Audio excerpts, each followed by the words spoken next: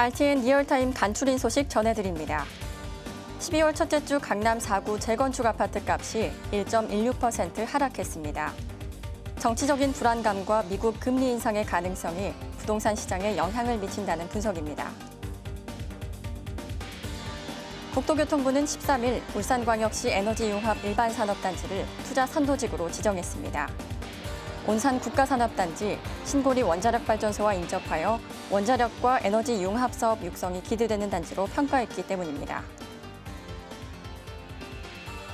한국토지주택공사가 총 171개 국민 임대주택단지에서 1,271세대 예비 입주자를 모집한다고 밝혔습니다.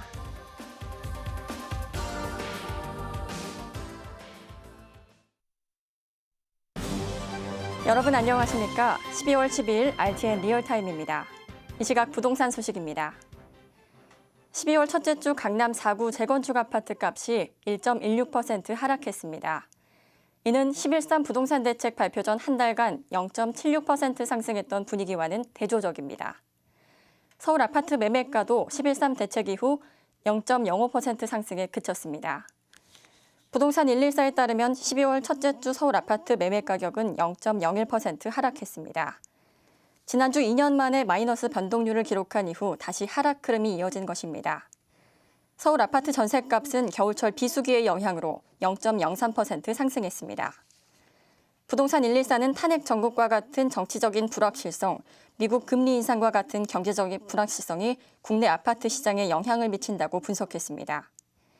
이런 불확실성의 영향으로 부동산 시장이 약보합세를 이어질 것이라고 판단했습니다. 국토교통부는 13일 울산광역시 에너지융합 일반산업단지를 투자 선도직으로 지정했습니다. 투자 선도지구는 발전 잠재력이 있는 지역 전략 사업을 발굴하고 지역 성장 거점을 육성하기 위한 제도입니다. 지정되면 각종 규제 특혜와 지자체의 행정 지원 혜택을 받게 됩니다. 울산 에너지융합 일반산업단지는 울산시 울주군이 원전 특별지원금을 활용해 공영 개발 방식으로 개발할 계획입니다. 울산 산단은 온산 국가산업단지 신고리 원자력발전소와 인접하여 원자력과 에너지 융합 사업 육성이 기대되는 단지로 국토부는 평가했습니다. 한국토지주택공사는 총 171개 국민 임대주택단지에서 1,271세대 예비 입주자를 모집한다고 밝혔습니다. 이번 입주자 모집에는 인천 소래 1단지와 3단지, 인천 논현 3단지, 광명 소화 6단지, 부천 범박 1단지와 고양 삼송 18단지 등이 포함됐습니다. 수도권 지역 국민임대 공고는 12월 5일부터 LH 홈페이지를 통해 진행되며 지방권은 15일에 공고 예정입니다. 입주 신청은 LH 청약센터 홈페이지와 현장 접수를 통해 진행됩니다.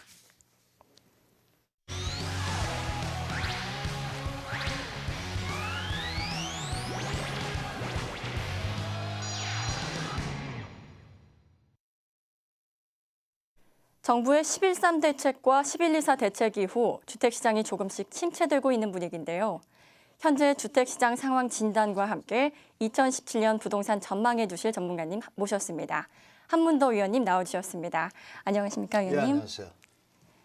전문가님, 정부의 1.23 대책과 11.24 대책이 나오면서 시장 분위기가 냉각됐다라고 보시는 분들이 많은데요. 어떻게 보시나요?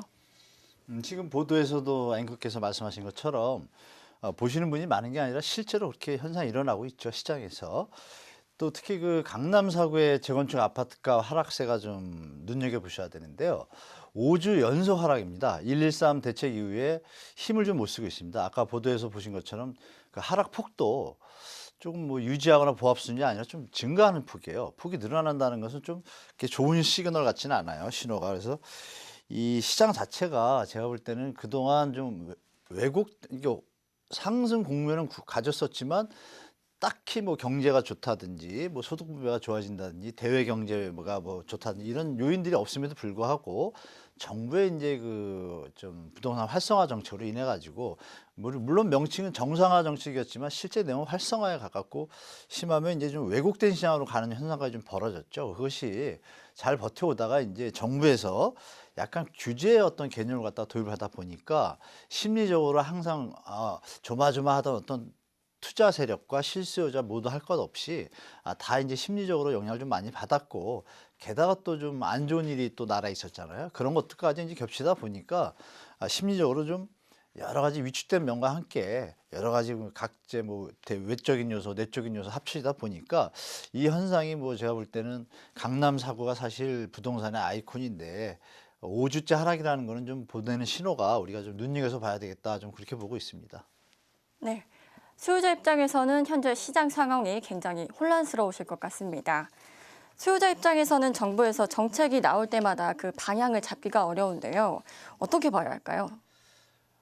사실 한 2년 동안은 뭐 정책의 방향이 뭐 왔다 갔다 한 건 아니고 계속 좀 활성화 정책이었죠.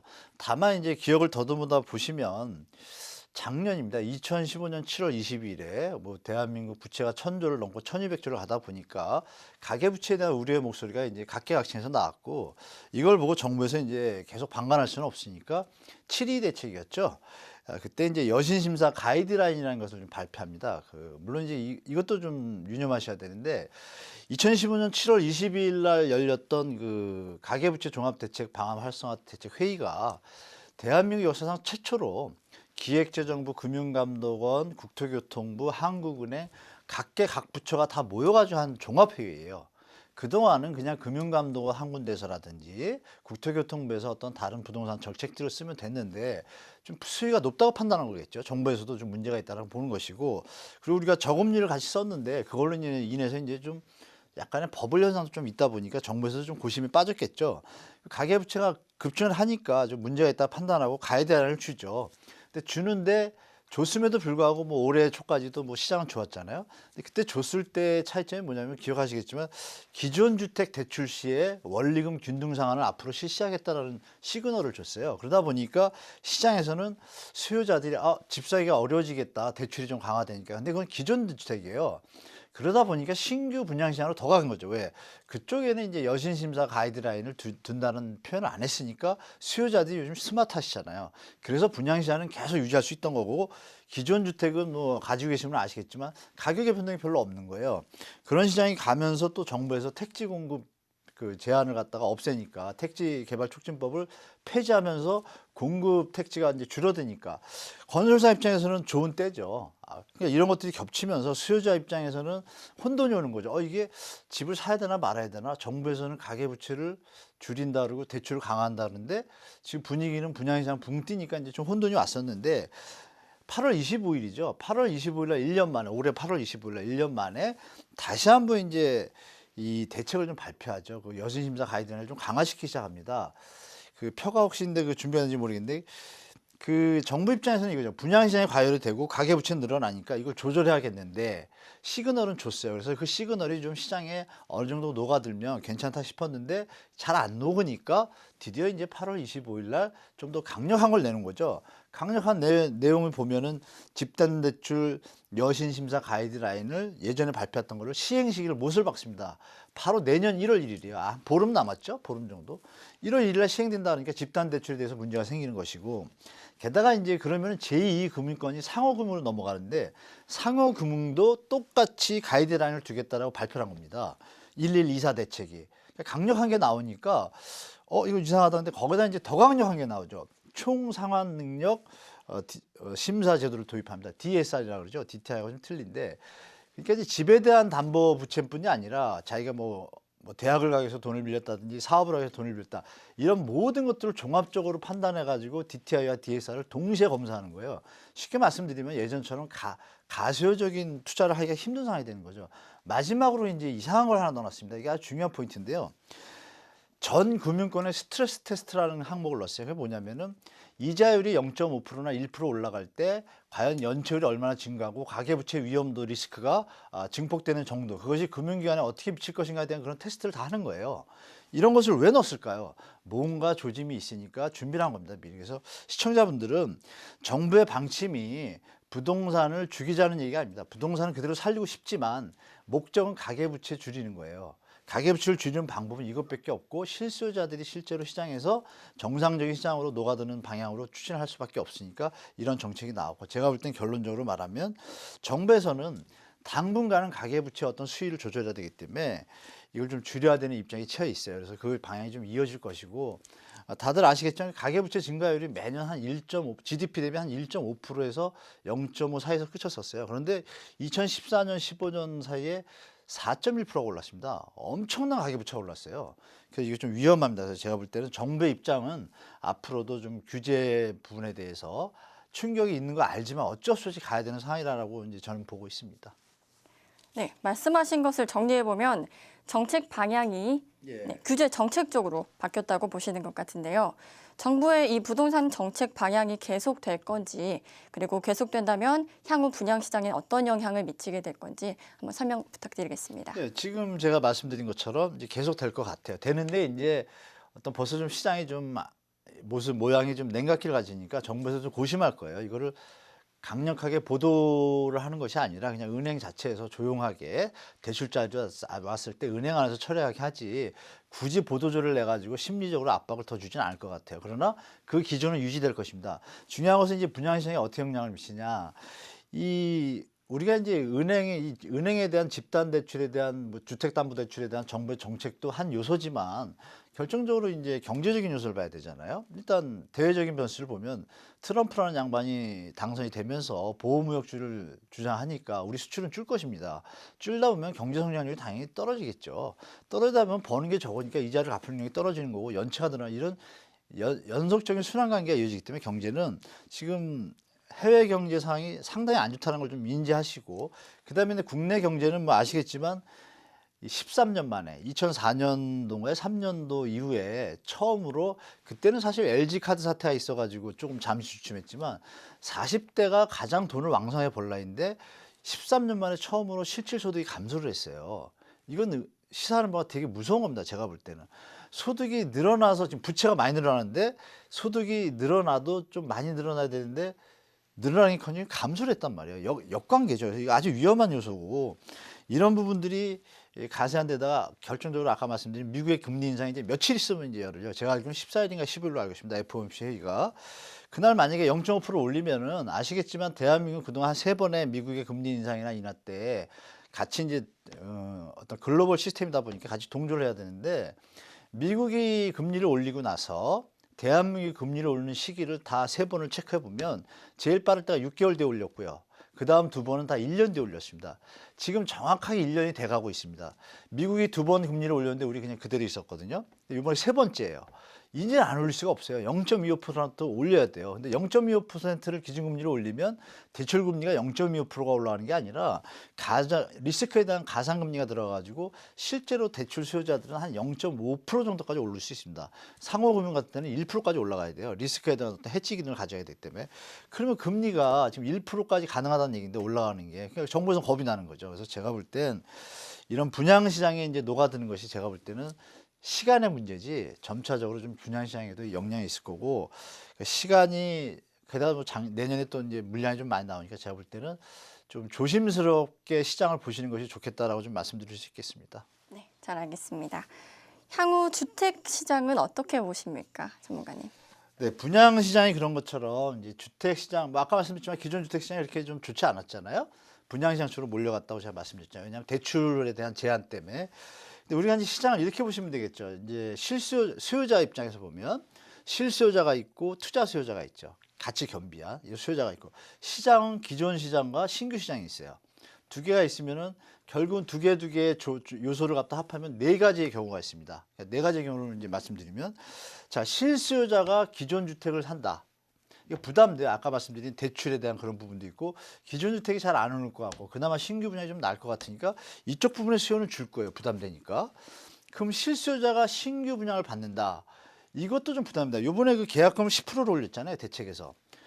실수요자 중에서 여력이 있는 분은 좀 뭐 계약금 10% 내도 큰 무리가 없겠지만 예전에는 중도금 대출로 인해서 그 이자를 감세하고서라도 주택 가격이 오르는 걸 계산하고 분양을 받았는데 지금은 지금 좀 퀘스천이란 말이야. 게다가 금리가 또 오를 것 같다는 얘기도 들리죠. 그게 부담이 되는 거예요. 신규 시장도. 그러면 분양 시장도 조금 문제가 있을 것 같고 이제 투기 수요를 보면은 기존 주택은 당연히 투자할 일이 없었죠. 그전에는 신규 시장이 있으니까 프리미엄 시장이 있으니까. 그런데 그 시장에 지금 정부에서 집단 대출도 죽이죠. 또 DSR도 들어가죠. 1인당 대출 한도도 줄이죠. 그러니까 투자 세력이 들어갈 틈이 좀 줄고 있어요. 문이. 그러면 투기 수요가 기존 주택을 안 갔었지만 할 수 없이 이제 기존 주택으로 가야 돼요. 시장이 제가 볼 때. 그래서 이제 향후 기존 주택 시장은 제가 보는 견지에서 이런 네 가지 경우를 볼 때 투자 수요들, 신규 수요에 대해서는 실수요자들이 신규 수요든 기존 주택이든 별로 그렇게 확장성이 없지만 투자 수요들은 분양 시장이 막히면 어디로 가겠어요? 돌아보는데 수익형 부동산이나 기존 주택 시장을 가야 되는데 기존 주택 시장 같은 경우에는 아시겠지만 임대소득 과세가 지금 이제 2년 뒤에 시작되잖아요. 85제곱미터 이하는 다 임대소득 과세가 이제 시작이 돼요. 근데 60제곱미터 이하는 임대소득 과세를 2년 유예를 했어요. 그러면 이 사람들이 어느 시장을 가겠어요? 아, 임대 지금 집을 5개 갖고 있는 사람은 줄여서라도 25 그 작은 평수로 가야 25평 이하로 가야 임대소득 세금을 안 내잖아요. 그러면 제가 볼 때 30평대 아파트들의 인기보다는 25평 이하, 그러니까 전용으로 59제곱미터가 되겠죠. 이 아파트들은 매수 세력이나 투자 세력이 좀 눈여겨볼 거예요. 여러분들이 아시는 뭐 갭 투자 이런 개념도 같이 등장하는 거죠. 그래서 제가 볼 때 기존 주택 시장은 이제 그 여러 가지 요소들로 인해 가지고 투자 수요나 실수요자나 할 거 없이 들여다보는 시장이 돼서 차라리 앞으로는 지금보다는 더 나은 시장이 될 거라고 좀 다른 분들과 좀 다른 의견을 좀 드릴 수 있겠습니다. 네, 시장에 대해 구분을 해서 좀 보셔야 될 것 같습니다. 이번엔 과잉 공급에 대해 살펴볼게요. 향후 주택 시장이 과잉 공급으로 인해서 부동산 시장이 하락하고 역전세난 등이 나타날 거라고 보시는 견해들이 많은데요. 어떻게 생각하십니까? 과잉 공급 뭐 사실 됐죠. 뭐 다 아시겠지만 시청자분도 아시는 거고 저도 알고 뭐 저도 알고 제 뭐 딸까지 합니다. 대학생인데 제 딸까지 알 정도니까 뭐 전 국민이 아는 상황이에요. 상황인데 진짜 과잉 공급이냐? 전체 가구수를 볼 때 과잉 공급은 아닙니다. 다만 그 집의 수가 우리가 살 여력이 될 때는 문제가 안 되지만 살 여력이 안 될 때는 과잉 공급이 되겠죠. 좀 과잉이 된 건데 지금 이제 표가 나왔는데 한번 보시면은 보시는 바와 같이 이제 2012년 13년도 뭐 아파트 분양 물량입니다. 공동주택 분양을 물량을 보시면 이제 30만 원 이하예요. 30만 원 이하인데 그때 주택 가격이 오르지 않았거든요. 근데 이제 2015년은 52만 원, 거의 2배 가까운데 그리고 이제 2016년이 45만 원이에요. 그러니까 과잉 공급에 따른 논란을 볼 때 우리가 3년을 봐야 됩니다. 아파트를 분양을 하면 준공에서 입주하는 시기가 3년이 걸리잖아요. 그러면 우리가 볼 거는 뭐냐면 내년을 볼 때 내년의 시장에 대해서 어떻게 봐야 되냐. 2014년도 물량을 보면 되는데 여기 표현은 안 나왔지만 2014년도 물량이 한 32만 호예요. 그러니까 내년에 공급 물량, 그러니까 입주되는 물량 그렇게 많지는 않아요. 그러니까 생각보다 내년은 과잉 공급의 어떤 그 충격이 덜합니다. 다만 아까 말씀드린 다른 요소들 때문에 이제 영향을 받을 수 있겠죠. 그런데 이제 두 번째 봤던 2015년이 문제인 거죠. 52만 호가 18년도에 너무 많이 나오는 거죠. 만약에 2017년도에 시장이 일어서지 못한 상태에서 18년도에 52만 개의 집이 입주 물량이 나올 때는 문제가 좀 심각해질 수 있습니다. 그래서 2018년 위기설이 나오는 건데요. 이런 부분은 이제 시청자들이 보시고 다만 이제 지역별로 좀 분산해 보실 게 하나 있어요. 뭐가 있냐면은 전국적으로 볼 때 이게 규모예요.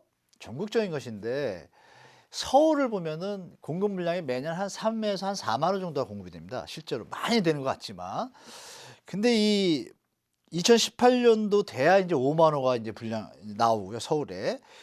이 기존에 요번에 작년, 내년, 후년 있을 때는 5천에서 2만 호 선밖에 안 돼요. 실제로 일반 분양 물량이 적습니다. 분양 뭐 재건축해가지고 분양 물량은 되게 많은 것 같은데 실제로 일반 분양, 그러니까 새로 증가되는 분양 물량은 그러니까 원래 조합원이 만약에 200명이 있으면 거기서 200개 아파트를 짓는 게 아니라 보통 200한 30개, 40개를 짓단 말이에요. 그럼 30개, 40개는 일반 분양을 하고 나머지는 원래 있던 분들이 다시 들어가잖아요.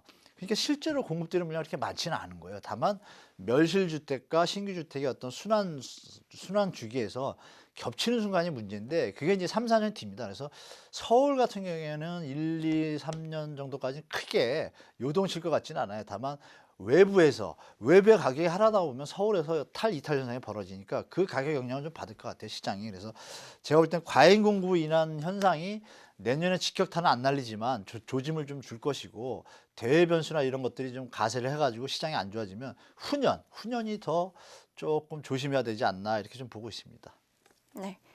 이번에는 수익형 부동산을 살펴보겠습니다. 지속적인 저금리로 인해서 수익형 부동산이 몇 년째 강세를 띠고 있는데 어떻게 생각하시나요? 뭐 아시는 바와 같이 단군 사상 이래 최저금리를 계속 2년째, 1년 반인가요? 이어오고 있는데 지금 은행 대출 돈을 가진 분들이 은행에 예금을 하시면 한 2.1%, 뭐 심한데 1.9, 좋은 데는 뭐 2.3 받는데 거기서 또 이자 소득세 15%를 제하면 채 2%가 안 됩니다. 그런데 수익형 부동산 시장은 뭐 좋다 나쁘다 임대 수익률이 많이 하락을 했어요. 오피스텔 같은 경우에 예전에 한 5년 전만 해도 한 8% 선이었는데 지금 한 4%대로 내려왔습니다. 반토막이 났어요. 그럼에도 불구하고 오피스텔 시장이 가끔 가다가 올해도 조금 빚을 받잖아요. 그 이유는 뭐냐면은 누가 은행에다 2% 금리를 받고 주겠어요? 4%짜리가 있는데. 게다가 이제 결정적으로 뭐냐면 이 베이비 부머들 은퇴가 뭐 2, 3년 전부터 시작돼서 지금 아주 이제 뭐 피크입니다. 피크인데 저도 베이비 부머 세대 마지막 세대인데 제 친구들부터 내년 후년부터 다 퇴직하는 애들이 나와요. 그러면 걔들이라면 죄송합니다. 우리 친구분들한테. 우리 친구들이 뭐 할까 근데 저부터도 은행에 두지 말고 그냥 오피스텔 하나 사둬라. 4%니까. 그럼 2배잖아요. 그래서 이제 수익형 시장은 당분간 한 3%대까지 내려가기 전까지는 아직도 좀 호황은 아니지만 다른 어떤 투자 상품들에 비해서 경쟁력이 있기 때문에 오피스텔이라든지 뭐 다세대 다가구 이런 투자는 제가 볼 때는 좀 1, 2년 정도는 앞으로도 이 50대의 이 은퇴 세대들이 새로운 어떤 수요자들을 나타나 가지고 그 부분들이 이제 좀 커버를 하기 때문에 수익형 부동산 시장은 내년 후년까지 좀 괜찮다고 좀 볼 수 있겠습니다. 예. 끝으로 2017년 부동산 시장 다시 살아날지 약세가 계속될지 전망 부탁드립니다. 지금까지 뭐 제가 말씀을 드렸지만 전반적인 제가 드린 요소들을 보면 뭐 좋은 요소는 하나도 말씀을 드린 게 없잖아요. 그죠? 그래서 뭐 시청자분들이 제가 말씀을 안 드려도 그 부분을 아실 거고 어떤 요소들을 본다라면 혹시 이렇게 보시면 되겠죠. 이 시장이 이제 양극화되는 게 이제 벌어지고 있고 이 아까 말씀드린 40대 실질 소득이 처음으로 감소하는 이런 일이 벌어지고 그리고 이제 좀 우리가 좀 과도기인 것 같아요. 제가 볼 때. 그래서 내년 시장은 수익형 부동산 시장은 말씀드린 대로 50대 어떤 수요 가세가 일어나서 좀 유지가 되겠지만 나머지 다른 시장은 만만치 않다. 다만 입지가 뛰어난 신규 분양 시장은 말씀드린 대로 집단 대출 이런 것들로 인해서 투기 수요가 거치면서 실제로 실수요자분들은 아주 적게요. 그래서 실수요자분들은 내년에 열심히 하시면 좋은 일이 벌어질 것 같습니다. 그래서 시장을 만만해 보지 마시고 여러 가지 요소들을 같이 체크하시면서 보시면 좋을 것 같습니다. 좋은 말씀 감사합니다.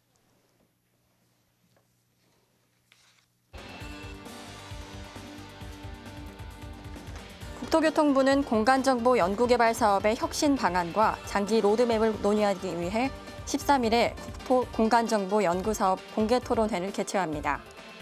공개토론회는 공간정보 전문기관과 함께 산업 학계 전문가 약 100명이 참가해 발표, 토의 등 자유로운 소통의 시간을 가질 예정이라고 밝혔습니다. 국토부는 이번 토론회에서 정부 R&D에 대한 산업계의 요구사항과 산업계에서 필요로 하는 공간정보 핵심 기술, 효과적인 R&D 추진 전략 등에 대해 활발한 논의가 있을 것으로 예상된다고 전했습니다. 한편 국토부는 내년 상반기 중 공간정보 R&D 로드맵을 완성하고 18년부터 신규 연구개발 사업을 추진할 계획입니다. 이상으로 12월 12일 RTN 리얼타임을 모두 마치겠습니다. 시청해주신 여러분 감사합니다.